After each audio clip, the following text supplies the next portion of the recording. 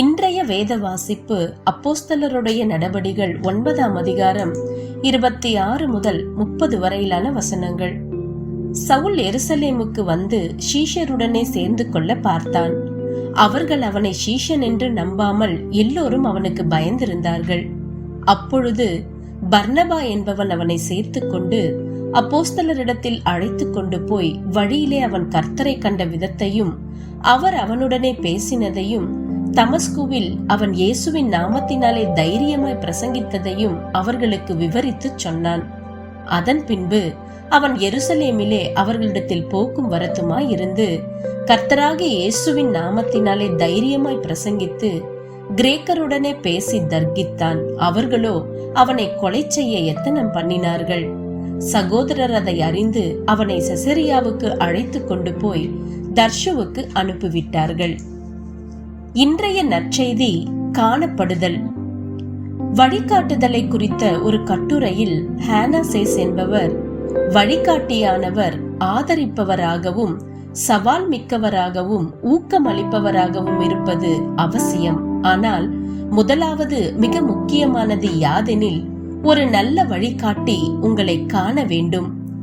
அறியப்படுதல் என்பது விருதுகளினாலும் பிரபலம் அடைவதினாலும் மட்டும் உண்டாவதில்லை. சாதாரணமாக காணக்கூடியவராய் இருப்பதனாலும் தான். அதுவே மனிதனின் அடிப்படை தேவை. மக்கள் அறியப்பட்டவர்களாய், அங்கீகரிக்கப்பட்டவர்களாய், நம்பிக்கைக்குரியவர்களாய் இருக்க வேண்டும். புதிய ஏற்பாட்டில் பர்னபா என்பவர் அவருடைய பெயருக்கு ஆறுதலின் மகன் என்று அர்த்தம். தன்னை சுற்றிலும் இருந்த மக்களை சந்திப்பதில் சாமர்த்தியசாலி. அப்போஸ்தலருடைய நடபடிகள் 9 மற்ற சீஷர்கள் சவுலை குறித்து பயந்திருந்த போது இவரோ அவனுக்கு ஒரு வாய்ப்பளிக்க விரும்பினார். சவுல் இயேசுவின் விசுவாசிகளை துன்புறுத்துகிறவனாக இருந்தான். ஆகையால் அவனை உண்மையான சீடனாக மற்றவர்கள் ஏற்றுக்கொள்ளவில்லை. பல நாட்கள் கழித்து பவுலும் பர்னபாவும் அவர்கள் கர்த்தருடைய வசனத்தை அறிவிக்கிற சகல பட்டணங்களிலும் உள்ள சகோதரர்கள் எப்படி இருக்கிறார்கள் என்று போய் பார்க்க தங்களோடு மார்க்குவை கூட்டிக் கொண்டு போவதில் கருத்து வேறுபாடு ஏற்பட்டது.